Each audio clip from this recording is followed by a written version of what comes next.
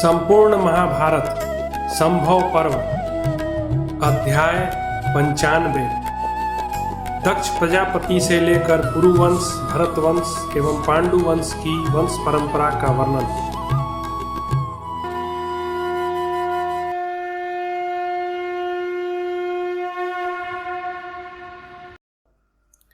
जनमेजय बोले, ब्राह्मण, मैंने आपके मुख से पूर्ववर्ती राजाओं की उत्पत्ति का महान वृतांत सुना। इस पुरुवंश में उत्पन्न हुए उदार राजाओं के नाम भी मैंने भली भांति सुन लिए, परंतु संक्षेप से कहा हुआ यह प्रिय आख्यान सुनकर मुझे पूर्णतः तृप्ति नहीं हो रही है। अतः आप पुनः विस्तार पूर्वक मुझे इसी दिव्य कथा का वर्णन कीजिए। दक्ष प्रजापति और मनु से लेकर उन सब राजाओं का पवित्र जन्म प्रसंग किसको प्रसन्न नहीं करेगा। उत्तम धर्म और गुणों के महात्म से अत्यंत वृद्धि को प्राप्त हुआ इन राजाओं का श्रेष्ठ और उज्जवल यश तीनों लोकों में व्याप्त हो रहा है। ये सभी नरेश उत्तम गुण, प्रभाव, बल, पराक्रम, ओज, सत्व, धैर्य और उत्साह से संपन्न थे। इनकी कथा अमृत के समान मधुर है। उसे सुनते सुनते मुझे तृप्ति नहीं हो रही है। वैशंपायन जी ने कहा, राजन, पूर्व काल में मैंने महर्षि कृष्णद्वैपायन के मुख से जिसका भली भांति श्रवण किया था, वह संपूर्ण प्रसंग तुम्हें सुनाता हूँ। अपने वंश की उत्पत्ति का वह शुभ वृत्तांत सुनो। दक्ष से अदिति, अदिति से विवस्वान सूर्य, विवस्वान से मनु, मनु से ईला, ईला से पुरुरवा, पुरुरवा से आयु, आयु से नहुस और नहुस से ययाति का जन्म हुआ। ययाति की दो पत्नियां थीं, पहली शुक्राचार्य की पुत्री देवयानी तथा दूसरी विषपर्वा की पुत्री शर्मिष्ठा। यहाँ उनके वंश का परिचय देने वाला यह श्लोक कहा जाता है। देवयानी ने यदु और तुवर्सु नाम वाले दो पुत्रों को जन्म दिया और विषपर्वा की पुत्री शर्मिष्ठा ने ध्रुहु, अनु तथा पुरु ये तीन पुत्र उत्पन्न किए। इनमें यदु से यादव और पुरु से पौरव हुए। पुरु की पत्नी का नाम कौशल्या था, उसी को पौष्टि भी कहते हैं। उसके गर्भ से पुरु के जनमेजय नामक पुत्र हुआ। इसी का दूसरा नाम प्रवीर है, जिसने 3 अश्वमेध यज्ञों का अनुष्ठान किया था और विश्वजीत यज्ञ करके वानप्रस्थ आश्रम ग्रहण किया था। जनमेजय ने मधुवंश की कन्या अनंता के साथ विवाह किया था। उसके गर्भ से उनके प्राचीनवान नामक पुत्र उत्पन्न हुआ। उसने उदयाचल से लेकर सारी प्राची दिशा को एक ही दिन में जीत लिया था, इसलिए उसका नाम प्राचीनवान हुआ। प्राचीनवान ने यदुकुल की कन्या अस्मक को अपनी पत्नी बनाया। उसके गर्भ से उन्हें संयाति नामक पुत्र हुआ। संयाति ने द्रुसुदान की पुत्री वरांगी से विवाह किया। उसके गर्भ से उन्हें अहन्याति नामक पुत्र हुआ। अहन्याति ने कृतवीर्य कुमारी भानुमति को अपनी पत्नी बनाया। उसके गर्भ से अहियाति के सार्वभौम नामक पुत्र उत्पन्न हुआ। सार्वभौम ने युद्ध में जीतकर कैकेयी कुमारी सुनंदा का अपहरण किया और उसी को अपनी पत्नी बनाया। उससे उनको जयतसेन नामक पुत्र प्राप्त हुआ। जयतसेन ने विदर्भ राजकुमारी सुश्रवा से विवाह किया। उसके गर्भ से अवाचीन नामक पुत्र हुआ। अवाचीन ने भी विदर्भ राजकुमारी मर्यादा के साथ विवाह किया, जो आगे बताई जाने वाली देवातिथि की पत्नी से भिन्न थी। उसके गर्भ से अरिह नामक पुत्र हुआ। अरिह ने अंग देश की राजकुमारी से विवाह किया और उसके गर्भ से उन्हें महाभौम नामक पुत्र प्राप्त हुआ। महाभौम ने प्रसेनजीत की पुत्री सुयज्ञा से विवाह किया। उसके गर्भ से उन्हें अयुतनाई नामक पुत्र हुआ, जिसने 10,000 पुरुषमेध यज्ञ किए। अयुत यज्ञों का आनयन अनुष्ठान करने के कारण ही उसका नाम अयुतनाई हुआ। अयुतनाई ने पृथुश्रवा की पुत्री कामा से विवाह किया, जिसके गर्भ से अक्रुधन का जन्म हुआ। अक्रुधन ने कलिंग देश की राजकुमारी करम्भा से विवाह किया, जिसके गर्भ से उनके देवातिथि नामक पुत्र जन्म हुआ।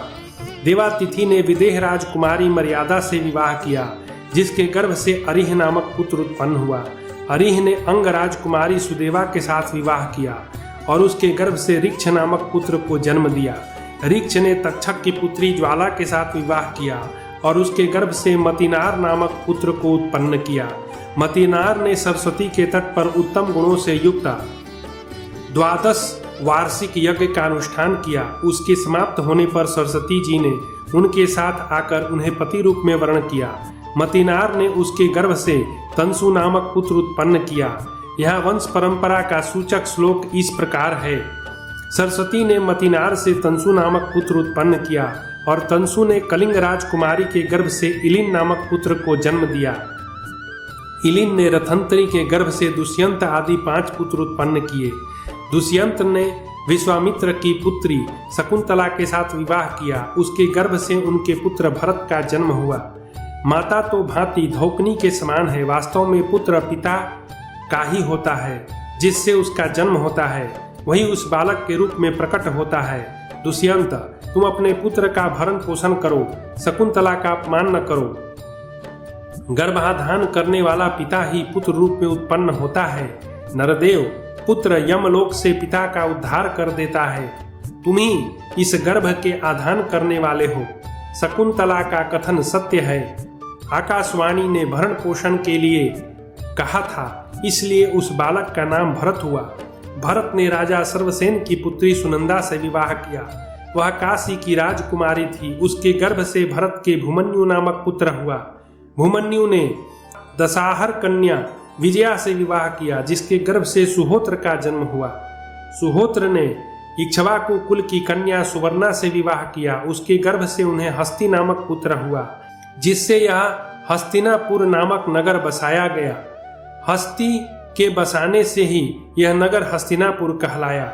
हस्ती ने त्रिगत राज की पुत्री यशोधरा के साथ विवाह किया और उसके गर्भ से विकुंठन नामक पुत्र उत्पन्न हुआ।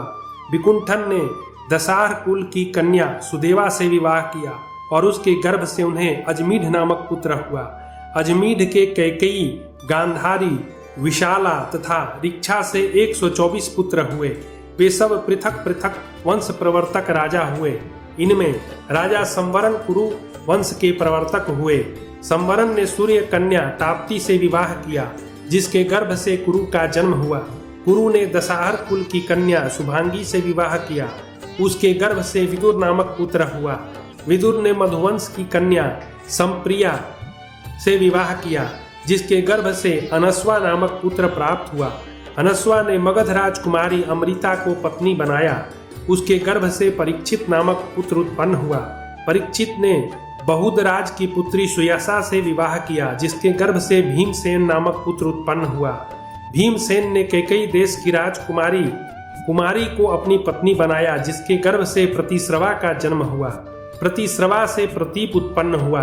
उसने शिवी देश की राजकन्या सुनंदा से विवाह किया और उसके गर्भ से देवापी, शांतनु तथा बहलिक इन 3 पुत्रों को जन्म दिया। देवापी बाल्यावस्था में ही वन को चले गए, अतः शांतनु राजा हुए। शांतनु के विषय में यह श्लोक उपलब्ध होता है। वे जिस जिस बूढ़े को अपने हाथों से छू देते थे, वह बड़े सुख और शांति का अनुभव करता था तथा पुनः नौजवान हो जाता था।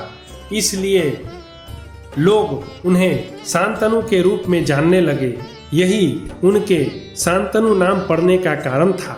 शांतनु ने भगीरथी गंगा को अपनी पत्नी बनाया, जिसके गर्भ से उन्हें देवव्रत नामक पुत्र प्राप्त हुआ, जिसे लोग भीष्म कहते हैं।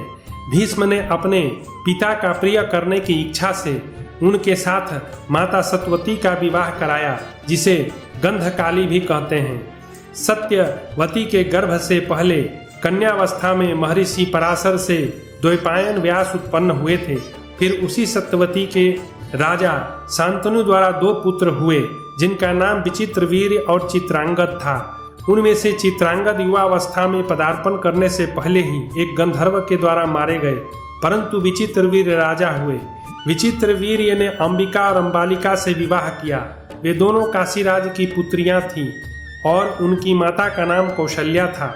विचित्रवीर्य की अभी कोई संतान नहीं हुई थी, तभी उनका देहावसान हो गया। तब सत्यवती को चिंता हुई कि राजा दुष्यंत का यह वंश नष्ट न हो जाए। उसने मन ही मन द्वैपायन महर्षि का चिंतन किया। फिर तो व्यास जी उसके आगे प्रकट हो गए और बोले, क्या आज्ञा है? सत्यवती ने उनसे कहा, बेटा, तुम्हारे भाई विचित्रवीर्य संतानहीन अवस्था में ही स्वर्गवासी हो गए।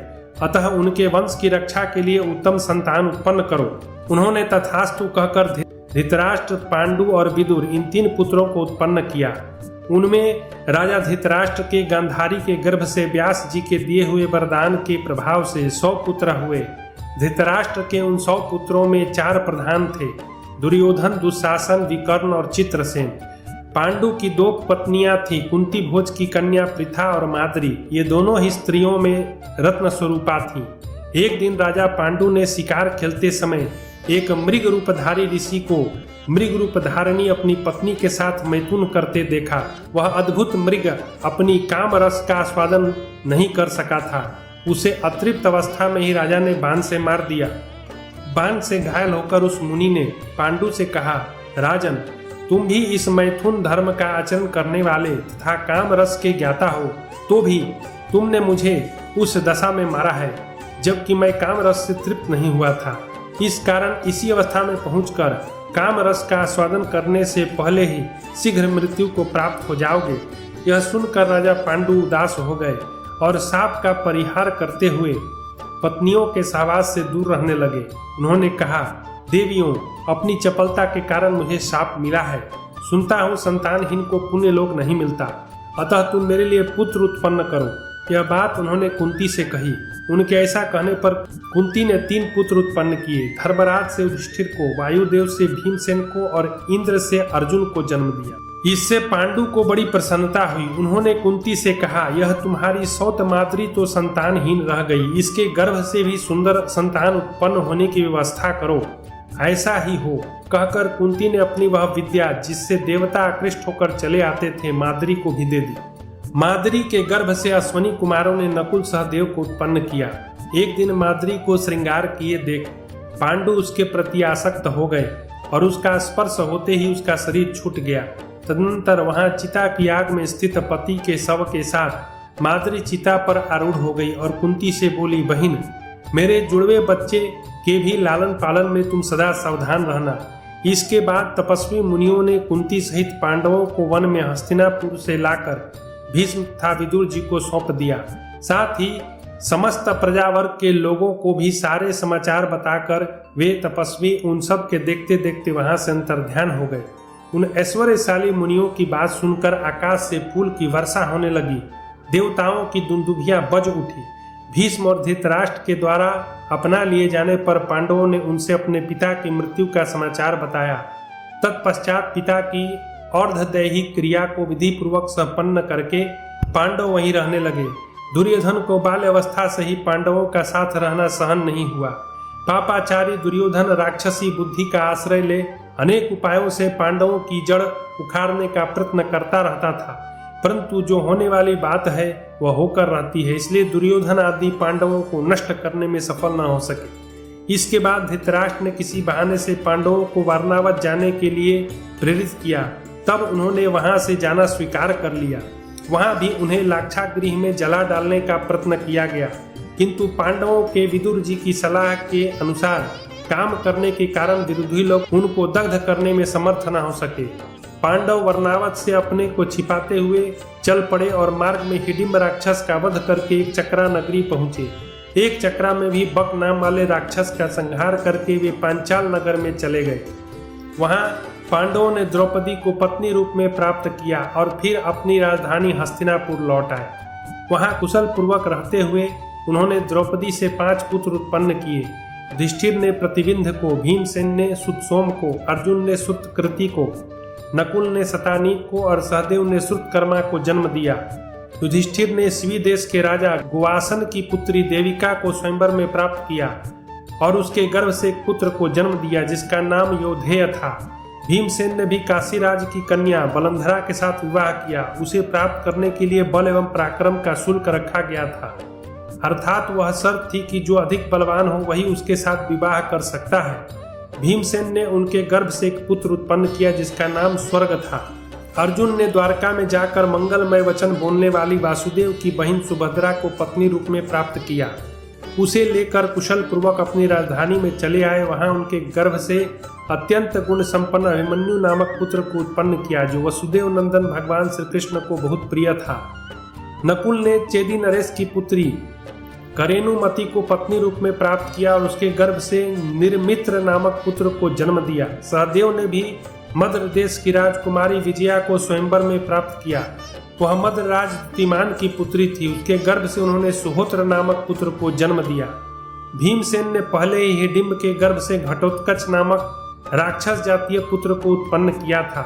इस प्रकार ये पांडवों के 11 पुत्र हुए। इनमें से अभिमन्यु का ही वंश चला। अभिमन्यु ने विराट की पुत्री उत्तरा के साथ विवाह किया था। उसके गर्भ से अभिमन्यु के एक पुत्र हुआ जो मरा हुआ था। पुरुषोत्तम भगवान श्री कृष्ण के आदेश से कुंती ने उसे अपनी गोद में ले लिया। उन्होंने यह आश्वासन दिया कि 6 महीने के इस मरे हुए बालक को मैं जीवित कर दूंगा। अश्वत्थामा के अस्त्र की अग्नि से झुलस कर वह असमय में पहले ही पैदा हो गया था। उसमें बलवीर पराक्रम नहीं था, परंतु भगवान श्री कृष्ण ने उसे अपने तेज से जीवित कर दिया। उसको जीवित करके वे इस प्रकार बोले, इस कुल में परीक्षिन नष्ट होने पर इसका जन्म हुआ, अतः यह बालक परीक्षित नाम से विख्यात हो। परीक्षित ने तुम्हारी माता माद्रवती के साथ विवाह किया। परीक्षित ने तुम्हारी माता माद्रवती के साथ विवाह किया, जिसके गर्भ से तुम जनमेजय नामक पुत्र हुए। तुम्हारी पत्नी वपुष्टमा के गर्भ से 2 पुत्र उत्पन्न हुए, शतानीक और शंकुकर्ण। शतानीक की पत्नी विदेह राजकुमारी के गर्भ से उत्पन्न हुए पुत्र का नाम है अश्वमेध दत्त। यह पुरु तथा पांडवों के वंश का वर्णन किया गया, जो धन और पुण्य की प्राप्ति कराने वाला एवं परमप्रिय है। नियम परायण ब्राह्मणों, अपने धर्म में स्थित प्रजापालक क्षत्रियों, वैश्यों तथा तीनों वर्णों की सेवा करने वाले श्रद्धालु शूद्रों को भी सदा इसका श्रवण एवं स्वाध्याय करना चाहिए। जो पुण्यात्मा मनुष्य मन को वश में करके ईर्ष्या छोड़कर सबके प्रति मैत्री भाव को रखते हुए वेद परायण हो, इस संपूर्ण पुण्यमय इतिहास को सुनावेंगे अथवा सुनेंगे, वे स्वर्ग लोक के अधिकारी होंगे और देवता, ब्राह्मण तथा मनुष्यों के लिए सदैव आदरणीय तथा पूजनीय होंगे। जो ब्राह्मण आदि वर्णों के लोग मात्सर्य रहित मैत्री भाव से संयुक्त और वेदाध्ययन से संपन्न हो, श्रद्धा पूर्वक भगवान व्यास के द्वारा कहे हुए इस परम पावन महाभारत ग्रंथ को सुनेंगे, वे भी स्वर्ग के अधिकारी और पुण्यात्मा होंगे तथा उनके लिए इस बात का शोक नहीं रह जाएगा कि उन्होंने अमुक कर्म क्यों किया और अमुक कर्म क्यों नहीं किया। इस विषय में यह श्लोक प्रसिद्ध है।